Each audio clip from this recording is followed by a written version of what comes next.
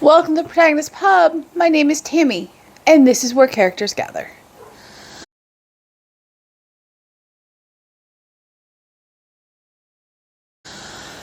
So, today, I have a bunch of suggestions, of which I have read.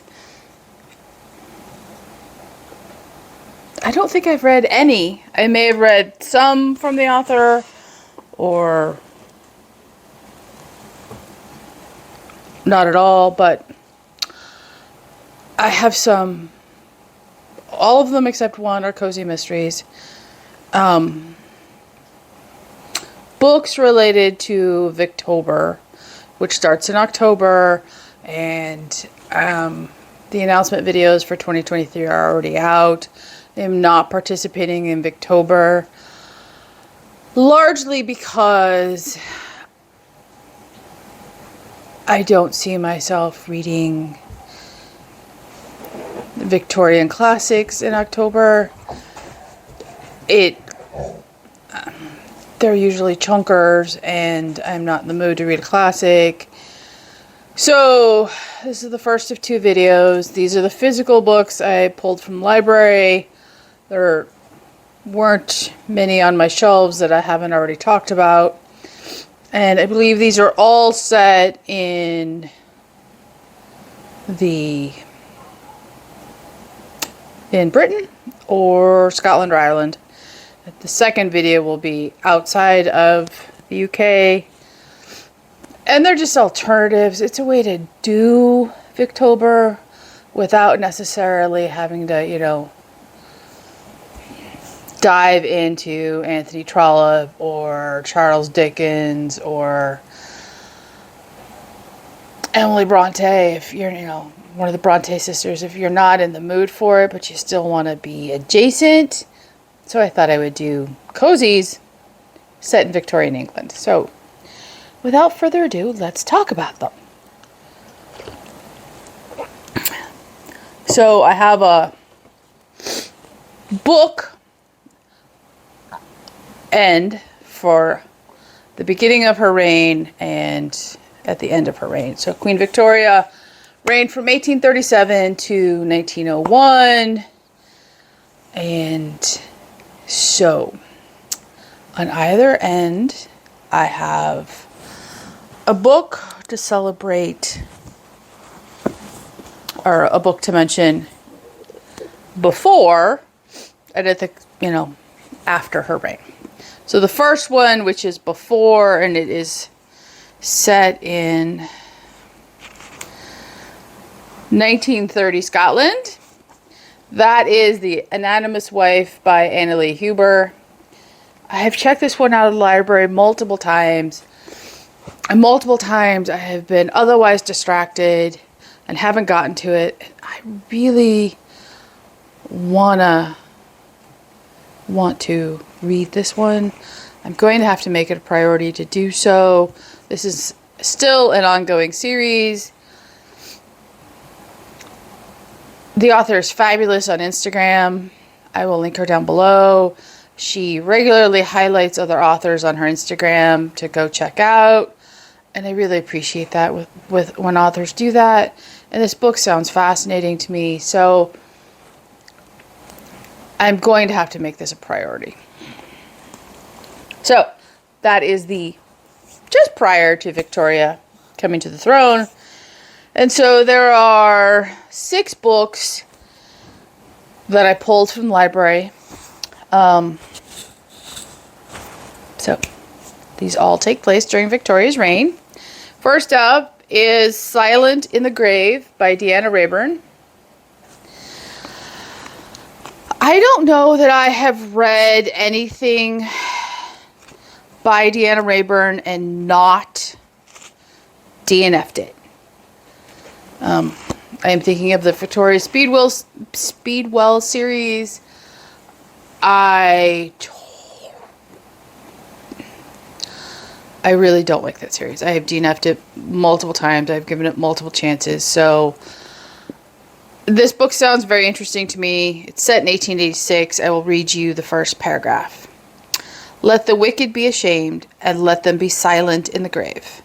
These ominous words, slashed from the pages of a book of Psalms, are the last threat that the darling of London society, Sir Edward Grey, receives from his killer. Before he can show them to Nicholas Brisbane, the private inquiry agent he has retained for his protection, Sir Edward collapses and dies at his London home, in the presence of his wife, Julia, and a room full of dinner guests. So this one sounds very good to me. It sounds like something I would enjoy. I just have to get past the author and let myself be immersed in the story. And so I'm holding out hopes for this. So the next one, I think, is the only non-cozy mystery on this list, but I couldn't leave her out. I don't have it with me. I will put a copy of it right here. Is John Eyre by Mimi Matthews. I read this as an ARC from Audible when it was released years ago. I loved that book. That was my introduction to Mimi Matthews. It is set in this time period. My library does not have a copy of it. It is fantastic. It is reviewed on my blog, which as always is linked down below in the description. But my library does have the Bells of London series by Mimi Matthews, and the first one is the Siren of Sussex. And I haven't read this one yet. Keep glancing at it on the shelves. I don't know that I will get to it in October, but it's one I do want to get to. So, and it's got horses, and I love a good horse story. So this is going to be clean historical fiction, historical romance. So, you know, the cover's beautiful. So next up is an author I know I have not read. I know I want to read him. I know I want to read this series. And that is A Beautiful Blue Death by Charles Finch. It just has a Victorian looking scene on the front. You just think of that and you think of Queen Victoria. And this one is set in... doesn't have the date. You know, that's just irritating. I know it's set in Queen Victoria. In fact, first paragraph. On most days during London's long winter, Charles Lennox, a Victorian gentleman and armchair explorer, likes to relax in his private library with a cup of tea, a roaring fire, and a good book. But when his lifelong friend, Lady Jane, asks for his help, Lennox finds himself in the heart of another mystery, one more complicated and layered than any he's ever faced. Yes, please. I know this is a series. I don't know off the top of my head how many are in them. It's not overly long, and I'm very interested in this one. So, this next book I know I have on my Kindle. I have never been able to read it on my Kindle. It has a different cover on my Kindle. That is An Only to Deceive by Tasha Alexander. This is the first book in the...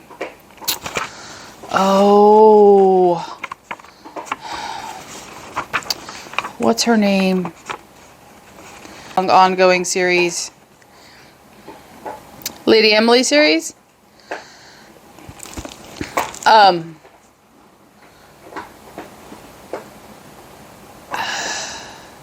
I've started this a couple of times and I've set it aside for other things. I want to get to this book eventually. It sounds very interesting. It sounds like something I would enjoy. I will read you the first blurb paragraph.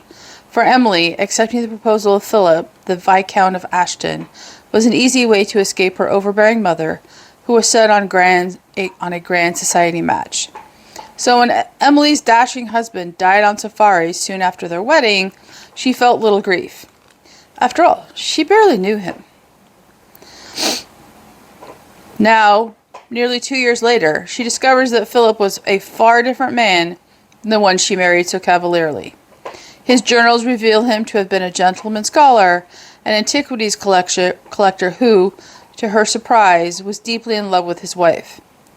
Emily becomes fascinated with his new image of her dead husband, and she immerses herself in all things ancient and begins to study Greek. This is one of those ones that I just need to carve out an afternoon and sit down with myself and a cup of tea and just let myself read this book. So,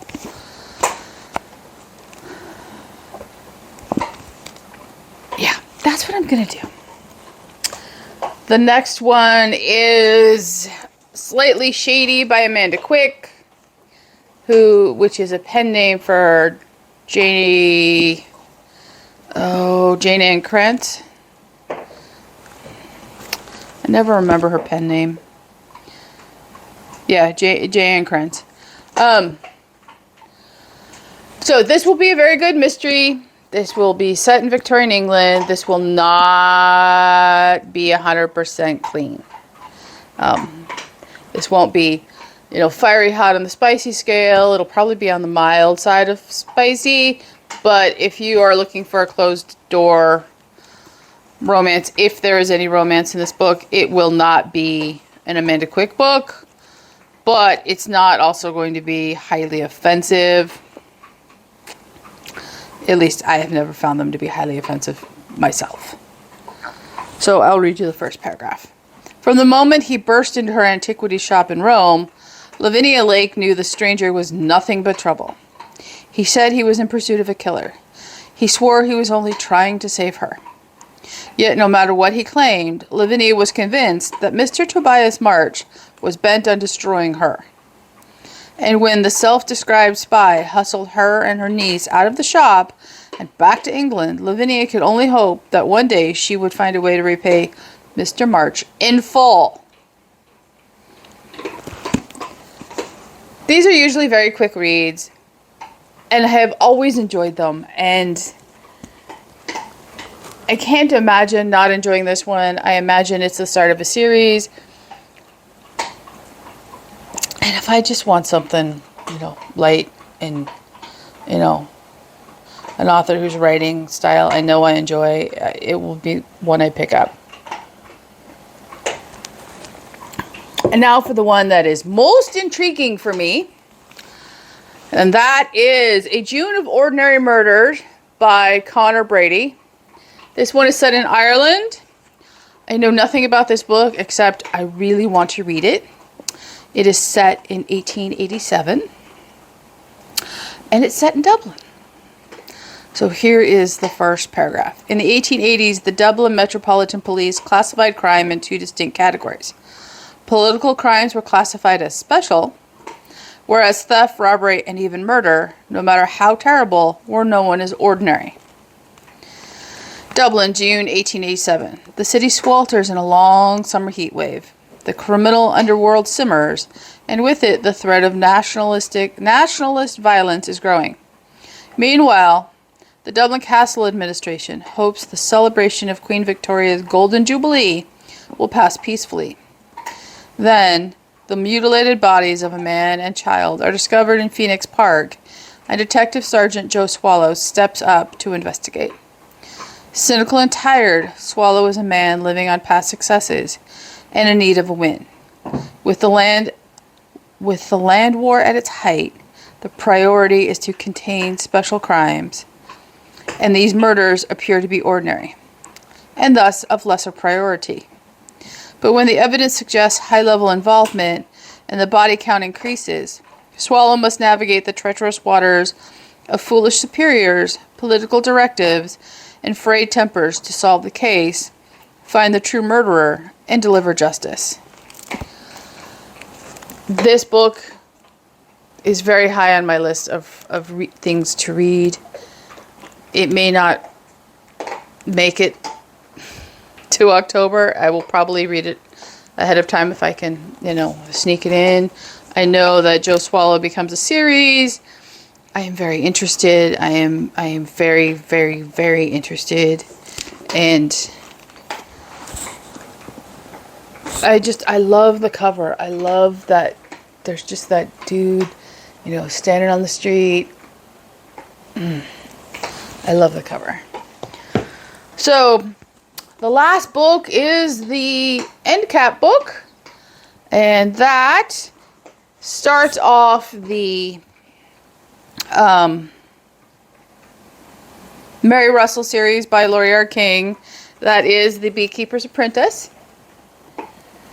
And I love this cover. My brain is telling me that I have read this. I don't remember it. And the reason it is the end cap of the bookends is because it takes place, it starts in 1910, which is just after the conclusion of Victoria's reign, and thus it doesn't fall within Victober, but it's still highly appropriate. I know I've read others in this series. It is still ongoing. It is an amazing series. It has a strong female lead. I'm sorry, it takes place in 1915. I will read you the back. In 1915, Sherlock Holmes is retired and quietly engaged in the study of honeybees in Sussex, when a young woman literally stumbles into him on the Sussex Downs. 15 years old, gawky, egotistical, and recently orphaned, the young Mary Russell displays an intellect to impress even Sherlock Holmes. Under his reluctant tutelage, this very modern 20th century woman proves a deft protege and a fitting partner for the Victorian detective. They are very soon called to Wales to help Scotland Yard find the kidnapped daughter of an American senator, a case of international significance with clues that dip deep into Holmes's past.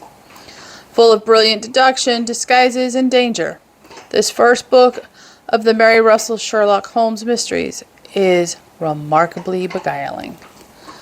I love this cover.